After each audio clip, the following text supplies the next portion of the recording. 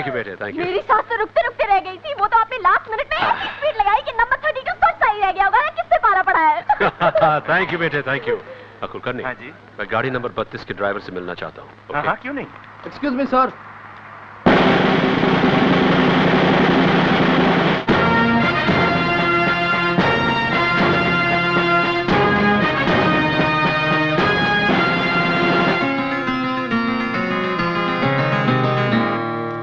Congratulation sir. Thank you, thank you. तुम्हारी गाड़ी कुछ खराब हो गई थी क्या? जी नहीं। तुम तो जीत रहे थे, हार कैसे गए? मैं बरसों से आपका फैन रहा हूं, आपको अपना गुरु मानता हूं, और मैं नहीं चाहता था कि आप अपनी आखिरी रेस हार जाए। इसका मतलब तुम जानबूझकर हार गए? कुछ जीतने के लिए कुछ हारना भी पड़ता है। क्या जीतना चाहते हो तुम? आपका आशीर्वाद। मुझे तुम्हारा ये अंदाज पसंद आया। वैसे कहां के रहने वाले? बॉम्बे का सर। कार रेसिंग मेरी हॉबी है और स्पोर्ट्स कार्स में डील करना मेरा पेशा। ओह, मैं अपनी बेटी के लिए स्पोर्ट्स कार ही ढूंढ रहा था। अगर कोई अच्छी गाड़ी हो तो दिखा देना। मैं परसों बॉम्बे पहुंच रहा हूं, पहुंचते ही इनको गाड़ी दिखा दूंगा। सर, कार के साथ आपकी एक फोटो चाहिए। एक मिनट, अभी आता हूं। Okay Vicky, bye bye. See you in Bombay. Have a good day sir. बेटी, मैं क्लब हाउस में हूं।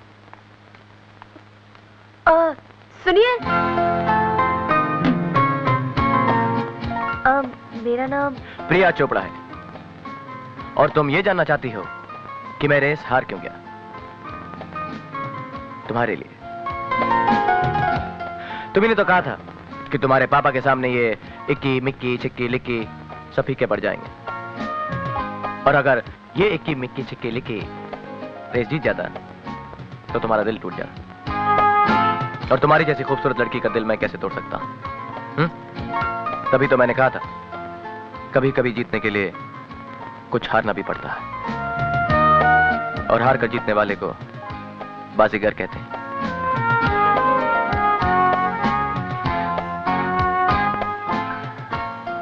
क्या कहते हैं? बाजीगर।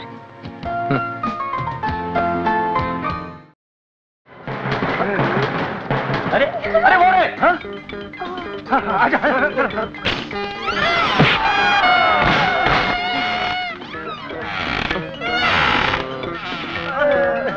अरे अरे अरे अरे, ये क्या हाल बना रखा है आप लोगों ने? कुछ लेते क्यों नहीं? कभी आप यहां से गिरते हैं, कभी यहां से गिरते हैं, कभी ऊपर से आते हैं, कभी ये लगता है सर्कस से छुटकर आए हैं। देखो भाइयों, ये प्यार करने की जगह है। तू यहाँ प्यार करने आया है और हम तेरी बारात निकालने आए हैं। ओहो, तो आप बैंड बाजे वाले हैं? नहीं नहीं नहीं नहीं, पहले क्यों नहीं बताया? डार्लिंग, इन लोगों को गाने बजाने में बहुत मजा आता है, तो तुम ऐसा करो, तुम थोड़ी देर के लिए यहाँ पर बैठो, मैं इनका बजा कर आता हूँ। क्या? बैंड तिनक दिन।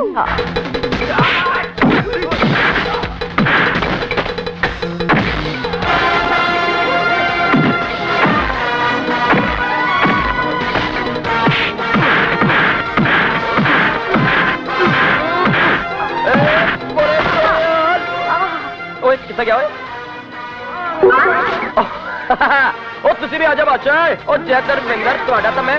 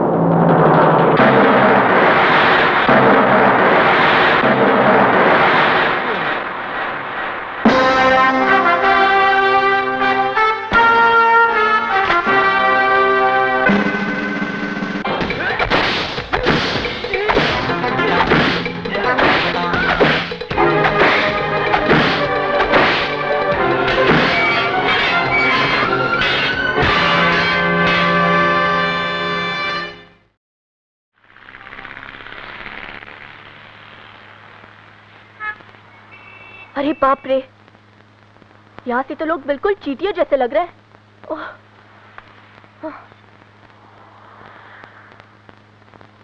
अजय, कितनी अजीब है हमारी शादी। न बारात न बाराती। सुनो, एक बात तो बताओ। हाँ? वो कौन सा तोहफा होता है जो शादी के बाद एक पति अपने पत्नी को पहली बार देता है? क्या? मैं जानती थी तुम भूल जाओगे। नो प्रॉब्लम, मैं लाई हूँ। देखो तो इसमें क्या है।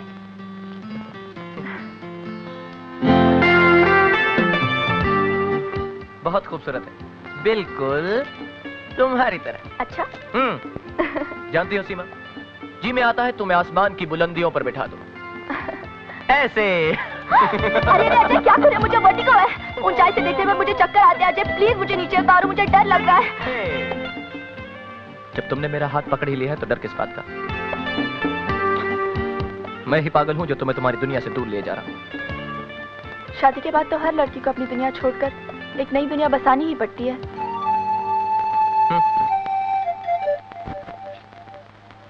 और इन खूबसूरत कदमों से चलकर लड़की अपने मुराने बंधनों की कैद से हमेशा हमेशा के लिए आजाद हो जाती। मैं तुम्हें आजाद कर रहा हूं, मुझे माफ कर देना।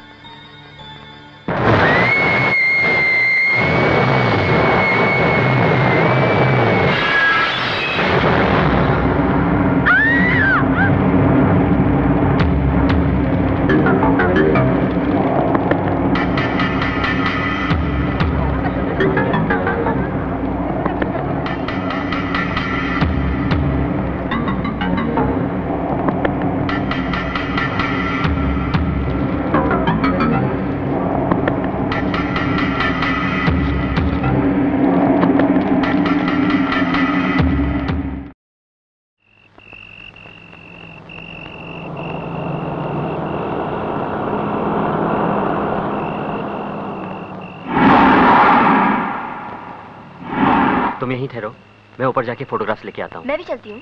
नहीं, ये बॉयज हॉस्टल है, इसलिए तुम ऊपर नहीं आ सकते। You just wait here.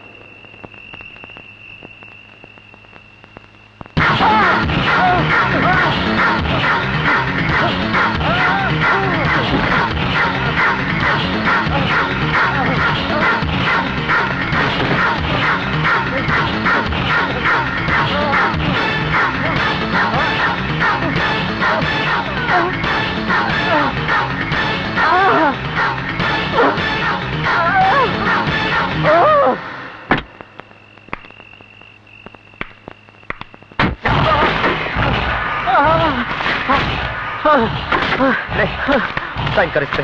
You bastard! Sign कर इस पे। पकड़। साइन कर दे इस पे।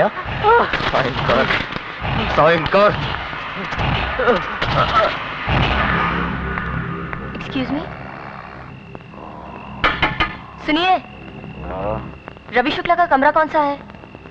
Room number 65। Thank you.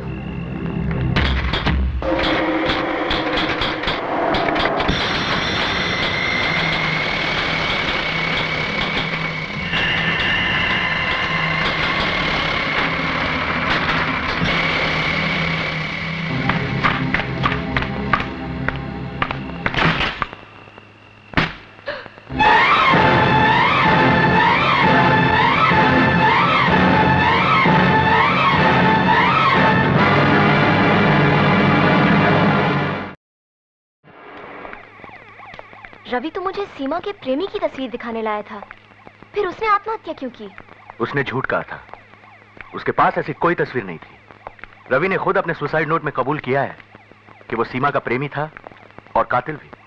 और जब तुम उसके साथ यहां आई तो वो डर गया कि कहीं वो पकड़ा ना जाए, और उसी डर की वजह से उसने आत्महत्या कर ली। प्रिया, तुम्हारा शक बिल्कुल सही था। सीमा का प्रेमी ही सीमा का कातिल था।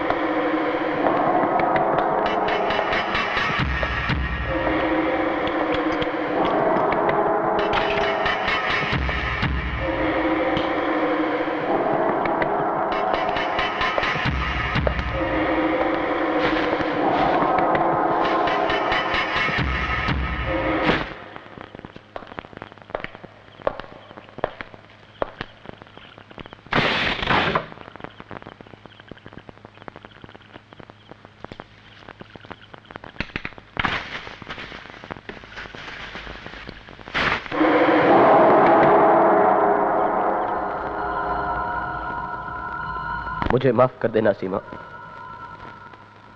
मैंने तुम्हारी जिंदगी के साथ साथ आज तुम्हारी मौत से जुड़े हर सबूत को भी खत्म कर दिया है, क्योंकि मेरे पास इसके अलावा कोई और रास्ता नहीं था। मैंने तुम्हारे प्यार से विश्वासघात इसलिए किया क्योंकि मैं तुम्हारे बाप का विश्वास जीतना चाहता था, और मेरी जिंदगी का मकसद ही उसकी बर्बादी है। और इस मकसद को हासिल करने के लिए तुम्हारी मौत के साथ साथ आज अजय को भी मरना होगा। मुझे माफ कर देना।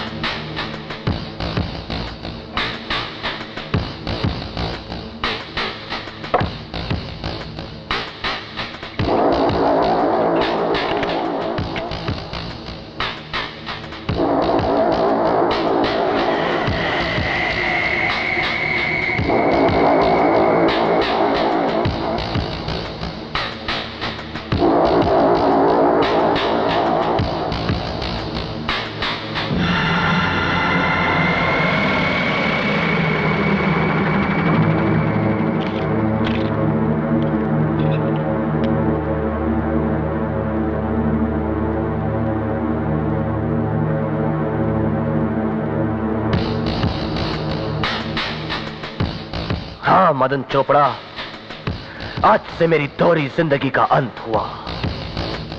जो विश्वास मैं अजय शर्मा बनकर ना हासिल कर सका, वही विश्वास मैंने विकी मल्होत्रा बनकर रेस के मैदान में तुमसे एक ही मुलाकात में हासिल कर लिया।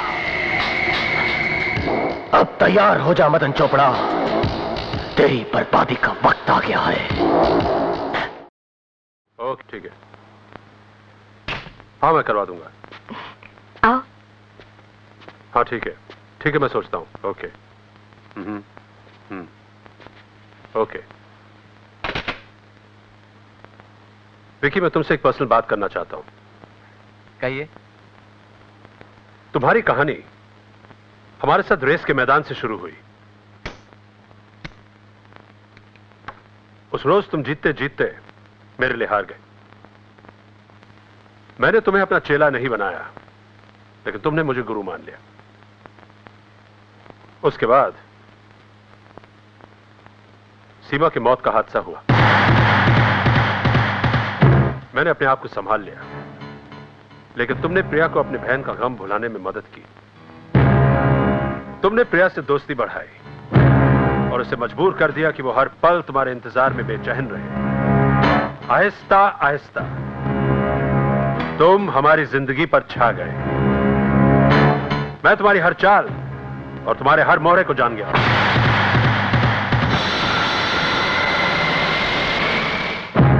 मैं जान गया हूं कि तुमने ये सब कुछ क्यों किया। क्योंकि तुम और प्रिया एक दूसरे को चाहते हो और मैं तुम दोनों के बीच में दीवार नहीं बनना चाहता। इसलिए तुम फौरन अपने मां बाप को बुला लो ताकि मैं तुम दोनों की मंगनी धूमधाम से करूं।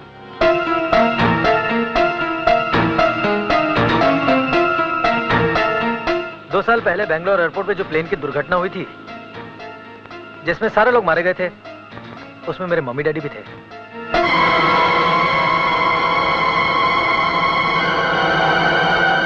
लेकिन मेरे माँ बाप अब इस दुनिया में नहीं है। क्या? आज से 3 साल पहले बेंगलोर में जो एयर क्रैश हुआ था, जिसमें सारे पैसेंजर्स मारे गए थे, उसमें मेरे माँ बाप भी थे।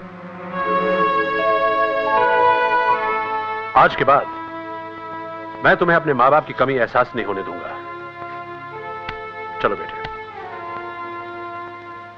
इस कुर्सी में बैठो और आज से चोपड़ा एम्पायर की जिम्मेदारी को निभाने में मेरे बराबर के हिस्सेदार बन जाओ। आर यू हैप्पी बेटा? आज तुम दोनों जाके सेलिब्रेट करो। नहीं सर, आज मेरे लिए बहुत बड़ा दिन है। मैं आज ही से काम की शुरुआत करना चाहता हूं। वेरी गुड, शाबाश बेटे, all the very best. Thank you sir. चलो बेटी। शाम को घर जल्दी आ जाना।